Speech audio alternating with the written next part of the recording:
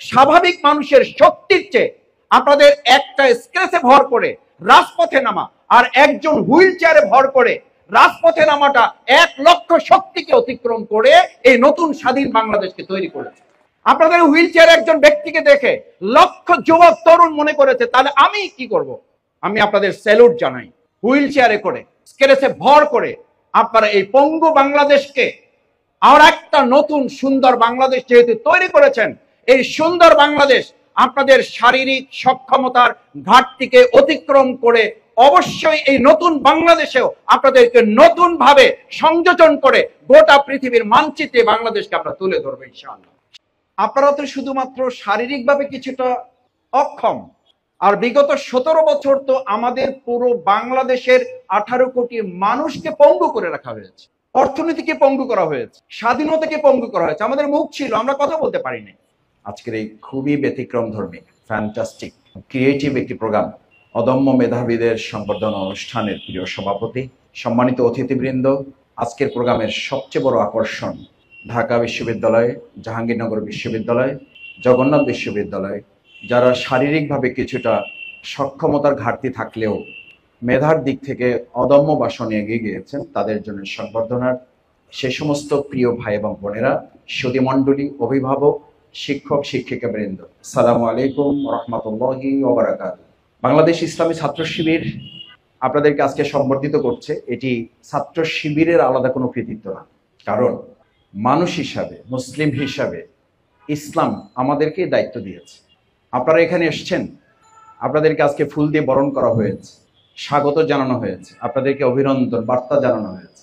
প্রিয়নবী মুহাম্মদ রাসূলুল্লাহ সাল্লাল্লাহু আলাইহি সাল্লামের সামনে আব্দুল্লাহ ইবনে মাকতুম রাদিয়াল্লাহু তাআলা যতবার আসতেন, সামনে আসতেন, ততবার তিনি তাকে স্বাগত জানিয়ে বলতেন, তোমরা সতর্ক থাকো, এই হচ্ছে সেই আব্দুল্লাহ ইবনে মাকতুম যার ব্যাপারে মহান আল্লাহ তাআলা আমাকে সতর্ক করেছেন, সতর্ক থাকতে বলেছেন এবং তার সম্মানের ব্যাপারে আমাকে বিশেষভাবে নজর রাখতে বলেছেন। সুবহানাল্লাহ।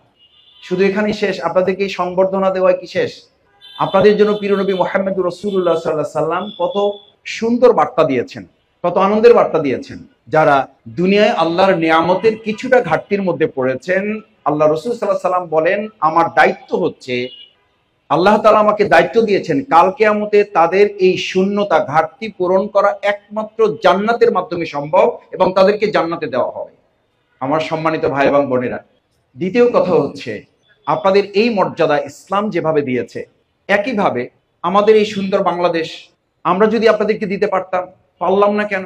পারলাম না তো এই কারণে, সূরা আনআমের 179 নম্বর আয়াতে আল্লাহ তাআলা বলেন, ওয়ালাকাদ জারানা লি জাহান্নামা কাসীরাম মিনাল জিন্নি ওয়াল ইনস, মানুষ এবং জিনদের মধ্যে কিছু মানুষই তৈরি করা হয়েছে। আপনাদের তো শুধু একটু হাতের সমস্যা, আপনাদের না হয় একটু কানের সমস্যা, আপনাদের না হয় একটু হাঁটতে সমস্যা, কিন্তু আল্লাহ তাআলা বলেন আমি তাদেরকে জাহান্নামী করব শুধু এই কারণে, লাহুম কুলুবুল লা ইয়াফকাহুনা বিহা, তাদের অন্তর আছে কিন্তু এই অন্তরটাকে প্রতিবন্ধী বানিয়ে রেখেছে। ওয়ালাহুম আয়ুনুন লা ইউবসিরুনা বিহা, তাদের চোখ আছে কিন্তু তারা দেখবে না। ওয়ালাহুম উজুনুন লা ইয়াসমাউনা বিহা, তাদের কান আছে তারা শুনবে না। বিগত 16 বছর আপনারা তো শুধুমাত্র শারীরিকভাবে কিছুটা অক্ষম, আর বিগত 17 বছর তো আমাদের পুরো বাংলাদেশের 18 কোটি মানুষকে পঙ্গু করে রাখা হয়েছে, অর্থনীতিকে পঙ্গু করা হয়েছে, স্বাধীনতাকে পঙ্গু করা হয়েছে। আমাদের মুখ ছিল, আমরা কথা বলতে পারিনি, আমাদের স্বাধীনতা ছিল, ফ্রিডম অফ চয়েস ছিল, সেটাকে পঙ্গু করে রাখা হয়েছে, ডিসেবল করে রাখা হয়েছে। আমি আপনাদেরকে আজকে অনুরোধ করছি যে সুন্দর বাংলাদেশ বিনির্মাণ হয়েছে আজ, সেই বাংলাদেশ বিনির্মাণে আমি আপনাদের হুইল চেয়ারে করে এই লড়াইয়ে অংশগ্রহণ করতে দেখেছি এবং আপনাদের হুইল চেয়ারে করে অংশগ্রহণ করা 1 লক্ষ। শেষ কথা, আপনারা এই সম্মান মর্যাদা আব্দুল্লাহ ইবনে মাকতুম রাদিয়াল্লাহু তাআলার কথা শুনেছেন। রাসূল করিম সাল্লাল্লাহু আলাইহি সাল্লাম যখন মদিনা থেকে চলে যেতেন, ওই মদিনা রাষ্ট্রের দায়িত্ব অন্ধ সাহাবী আব্দুল্লাহ ইবনে মাকতুম রাদিয়াল্লাহু তাআলাকে বেশ কয়েকবার দিয়েছেন এবং তিনি মসজিদের ইমামতির দায়িত্ব পেতেন।